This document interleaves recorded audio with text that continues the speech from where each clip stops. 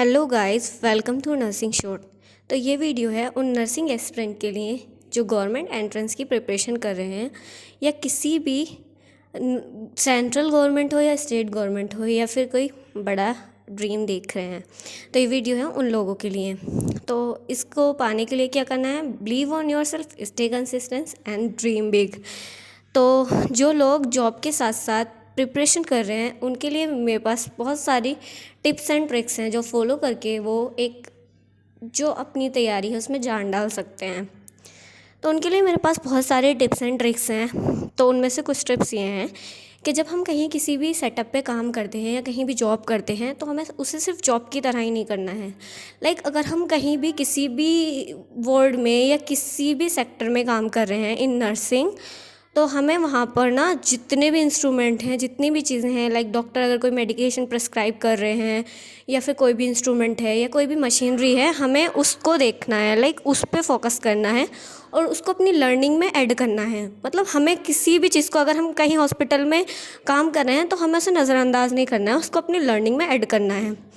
जैसे crash cart हो गया, कुछ भी हो गया, ये तो हर हॉस्पिटल सेटअप में होता ही है। तो इन सब चीज़ों को हमें अपनी लर्निंग में ऐड करना है, क्योंकि जितने भी हमारे कॉम्पिटिटिव एग्ज़ाम हैं वो आजकल सिनेरियो बेस्ड आ रहे हैं। ऐसा मान लो कि हमारा जो क्लिनिकल पोर्शन है, जो हमारा क्लिनिकल साइड है, उससे हमारा 50% पोर्शन कवर हो जाएगा।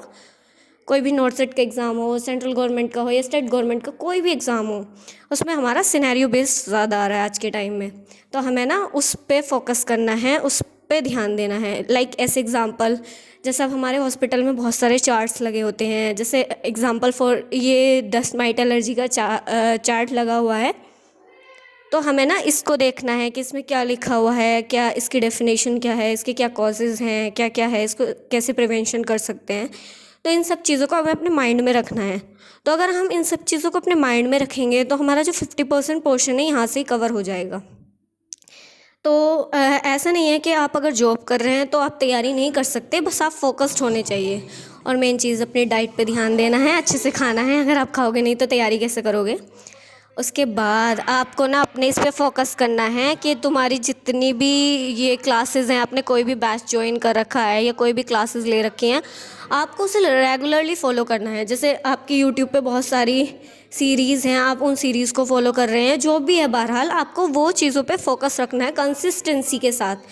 सबसे बड़ी चीज़ क्या है? कंसिस्टेंसी। अगर आप कंसिस्टेंसी के साथ चीज़ें फॉलो करेंगे, कंसिस्टेंट रहेंगे, तो आप जल्दी से सक्सेस अचीव कर लेंगे।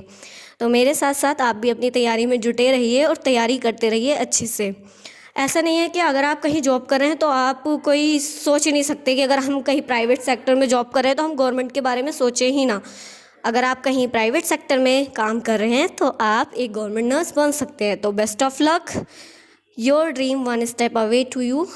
तो आपको अपने ड्रीम को अच्छे से फॉलो करना है, अपने ड्रीम से पीछे नहीं हटना है। अगर आप कोई ड्रीम देख रहे हैं तो आपको उसको कंसिस्टेंसी के साथ फॉलो करना है। बस ये सोचना है कि ये मैं अचीव कर लूँगी, आज नहीं तो कल ये मुझे मिल जाएगा। अगर आप ये सोच लोगे कि मैं तो जॉब करती हूँ, मुझे टाइम नहीं है, मैं कैसे करूँगी, तो आप नहीं कर पाओगे। इसलिए अगर आपको कुछ करना है तो आपको ज़रूर ज़रूर ज़रूर उसे फॉलो करना है। Thank you all, like share and subscribe. Thank you.